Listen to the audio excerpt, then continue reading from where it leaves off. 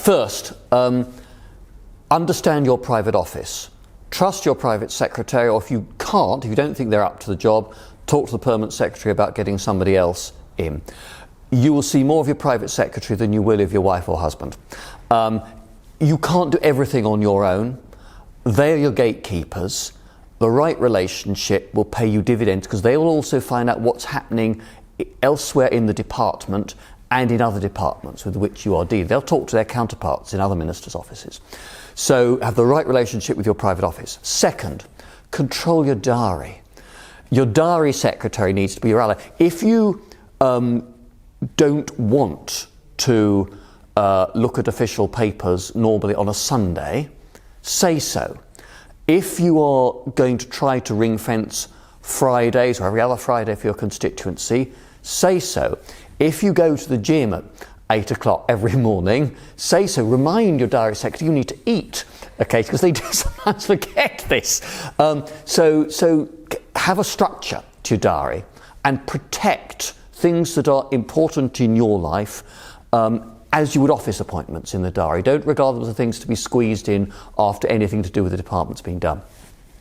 Third, read the briefing. Make sure it's structured properly and have officials in if you're not happy with what you see on paper. Actually, my advice when you start as a minister is to have more meetings rather than fewer. It actually helps you get to know the officials, put faces to names and so on. As time goes on, you'll learn, obviously, to trust more what's on paper, take a decision on that. But if you have any doubts, call them in and quiz them and interrogate them and remind them that ultimately it's you who has to stand up at the dispatch box.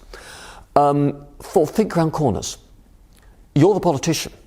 If you've got a special advisor, great, that's an extra brain at your disposal.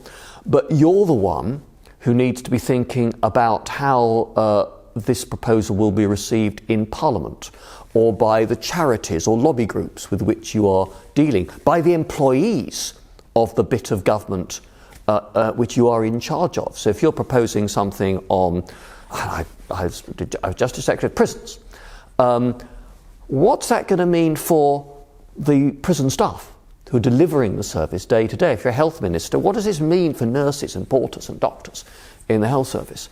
And how do you make sure you're communicating with and explaining your policy to them as well as to the Today programme? So think all of that through. Media, before you go on for an interview, decide what you want to say. Have something you want to say, but also have your defensive lines. Almost always, an interviewer will say, well, what you don't like doing this. What is it that you would do instead? What would you say to so-and-so, the opposition, who are urging you X and Y? Have 3 things that you can reel off as evidence of why your government, your department, your policy is working. 3 things that you would do in place of what the opposition are saying that you should do. Have those answers prepared and ready. Treat Parliament with respect at all times. Try to give straight answers to people, not just sidestep them, and that applies to written as well as to oral questions, and above all to select committees. Get to know your select committees, treat them with respect, and they will treat you with respect.